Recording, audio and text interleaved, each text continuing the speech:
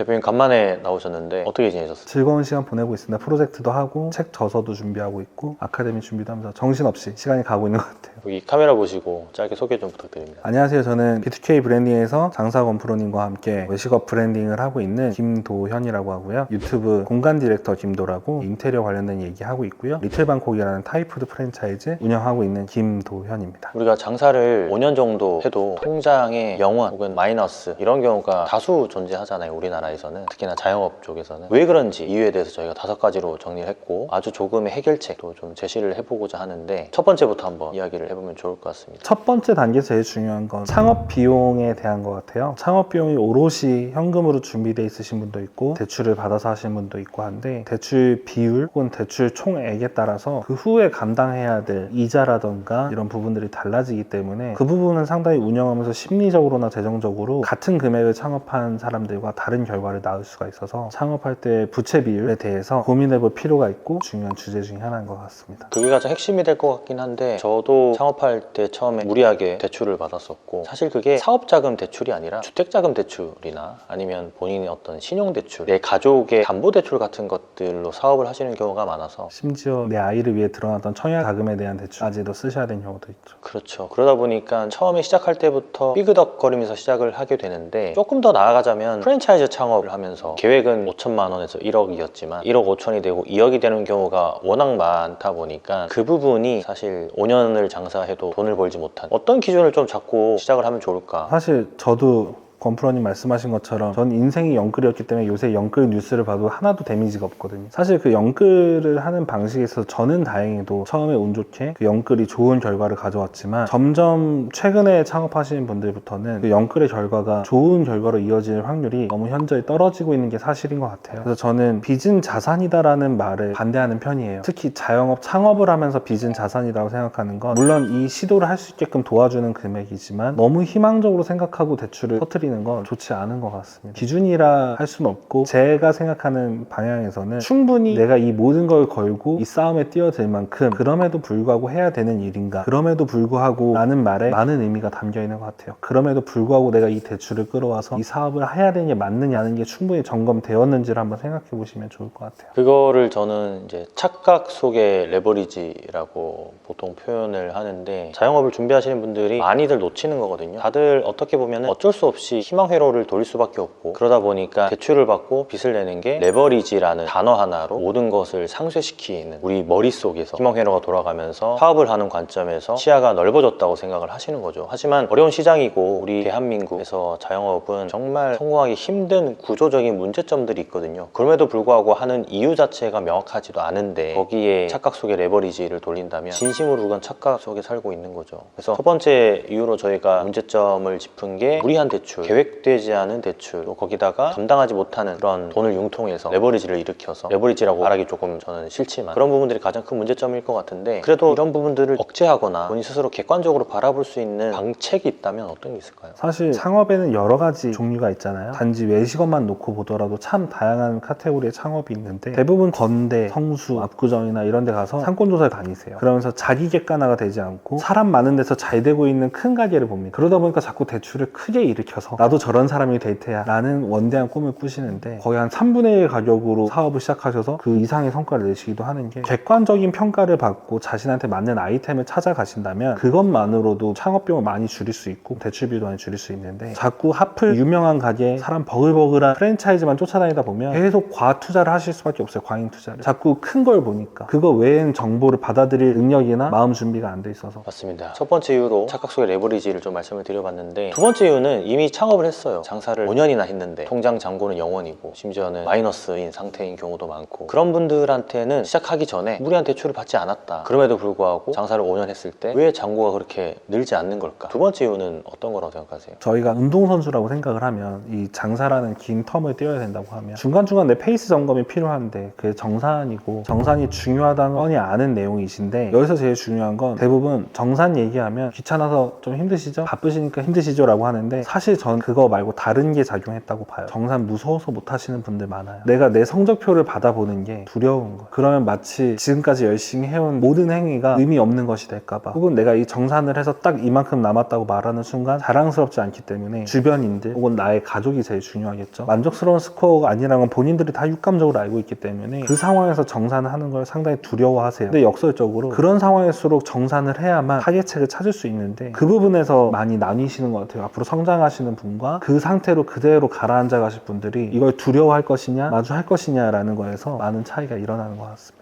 저는 다른 관점에서 보는 경향이 좀 있어요. 손익관리나 정산이 성향에 따라서 하시는 분들이 있고 안 하시는 분들이 있다고 저는 판단을 하는 편인데, P냐 J냐, 물론 대표님이 말씀하신 부분도 맞습니다. 그런데 이제 성향에 따라서 귀찮아 하시는 분들이 워낙 많고, 통장에서 왔다 갔다 하는 돈을 보면서 대충은 내가 감을 잡을 수 있기 때문에 정산을 하지 않는 분들이 있는 거죠. 이렇게 손익관리나 정산이 귀찮은데 처음부터 배울 수 있는 그런 곳들도 사실 없어요. 너무 어려운 회계 용어라든지 이런 것들로만 다 나와져 있고, 그렇다고 다른 사람들이 쓰고 있는 손익계산 어떤 양식을 받았을 때 그걸 하나하나 1번부터 10번까지 얘기를 해주는 게 아니고 그냥 손익관리 엑셀 서식만 받다 보니까 이거를 내가 열어봤을 때 무슨 칸에다가 어떤 금액을 집어넣어야 될지도 모르는 거예요. 사실 손익관리라는 거는 1일로 해야 되는 거거든요. 시간 단위로 해야 될 수도 있고, 주간 단위, 월간 단위, 분간 단위, 연간 단위로 다 해야지만 어느 정도 객관적으로 파악이 되는데, 그게 결국은 귀찮고 본인의 성적표를 받기 힘들어하는, 두려워하는 부분, 그리고 마지막으로 성향에 따라서 나는 어느 정도 벌고 있네 하고 대충 파악을 하면서 사업하는 분들이 많기 때문에 그런 거 아닌가 싶은데, 작은 해결책이 있다면 어떤 게 있을까요? 저는 항상 얘기해요. 제발 3개월만이라도, 월 단위로 3개월만이라도 정산하시자. 그러면 그 시점에 딱 맞아떨어지지 않아도 약간의 평균치는 보여요. 그리고 정말 권장하고 싶은 6개월만 하시면 정말 많은 걸 알려드릴 수 있다. 그냥 시장 가서 사시면 영수증이라도 모아놔라. 어떻게 분리하시는지도 제가 알려드려야 되지 않겠냐.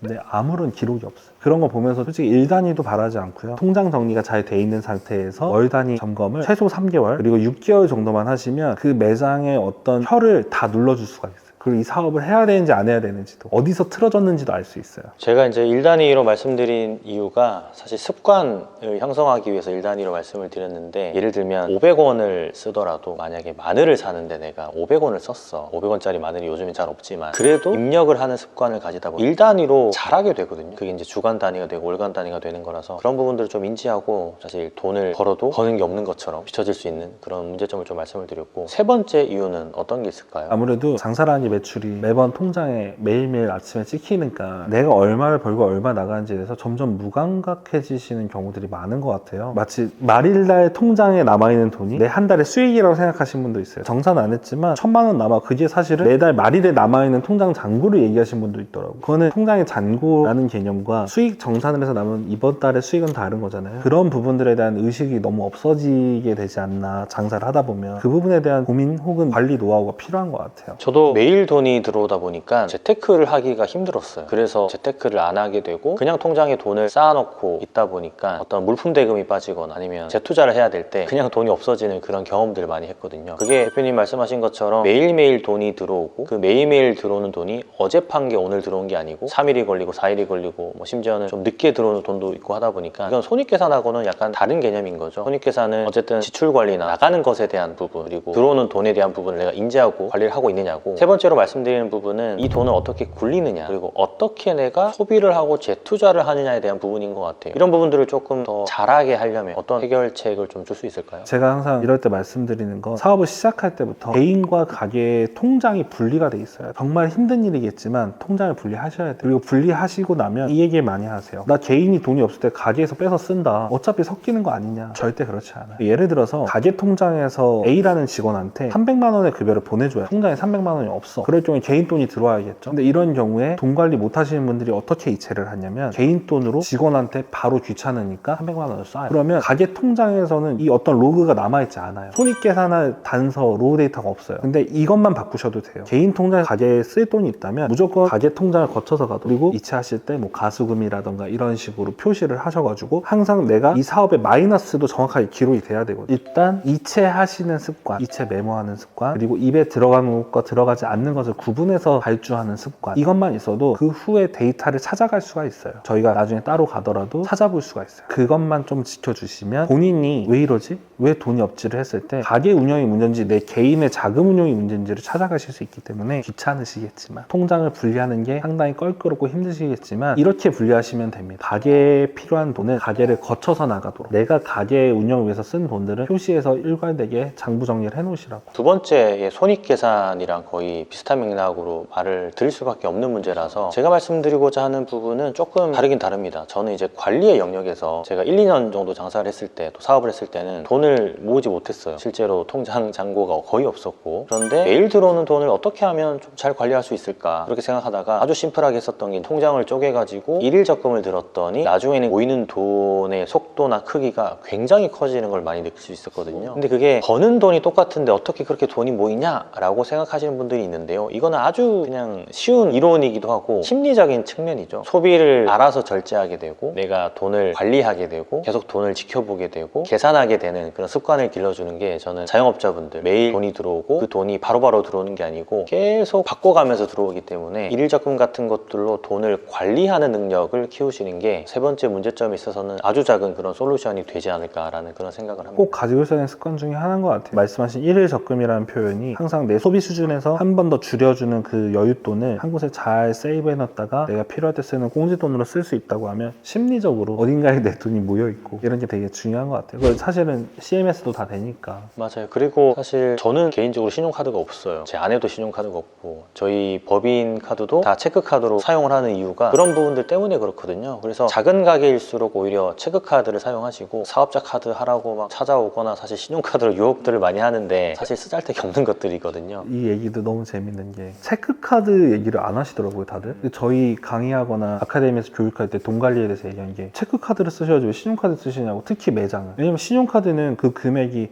내가 사용한 시점과 청구되는 시점이 다르잖아요. 그럼 이번 달에 정확하게 얼마 썼는지 알 수가 없기 때문에. 그게 왜 그런지 저도 예전에 제 심리 분석을 못 했었는데, 지금은 이제 많은 우여곡절을 겪었잖아요. 그리고 뭐 장사도 해보고 사업도 하면서 느꼈던 거는, 신용카드에 대한 메리트가 꽤 좋다고 판단을 해요. 그래서 그 메리트를 내가 누리기 위해서 신용카드를 30만 원 한 달에 써야 되고, 또 어떤 카드는 40만 원 써야 되고, 또 어떤 카드는 10만 원만 쓰면 되니까. 근데 사업을 하신다면 그거 다 버리시는 게 맞아요. 훨씬 더 이득되는 게 체크카드고 현금입니다. 그래서 세 번째 이유는, 이렇게 말씀을 드리면 아마 대부분 다 이해를 하시고 조금씩 습관 교정을 하지 않을까, 그런 생각이 듭니다. 저희가 컨설팅 할 때 항상 1번으로 하는 게, 상대방이 동의하시면 일단 운영 중인 매장이라면 저희가 그 매장의 정산을 제가 다시 쳐드려요. 좀 창피하시죠, 당연히. 근데 그 정산을 다시 제가 까드려서 룰을 잡아드려요. 가끔 이렇게 제가 전화드려서 잘하고 계시죠? 요새. 그러면 이제는 명확하게 보이시는 거예요. 저희 한 3개월만 더 하면 될 것 같아요. 이게 명확해지는 거예요. 왜냐면 정확하게 나가는 돈과 들어오는 돈에 플러스 마이너스를 맞춰놓고 내 개인 상황이나 이런 게 관여가 되지 않기 때문에, 그냥 통장의 정리만 잘 돼 있어도 정확하게 흘러가는 게 순수하게 흘러가는 거죠. 그 물을 깨끗하게 만들어주는 작업이 사실 중요하고, 그걸 아카데미나 혹은 저희 세미나나 클라이언트한테 상당히 많이 중요하게 저희 얘기하고 있는 부분이죠.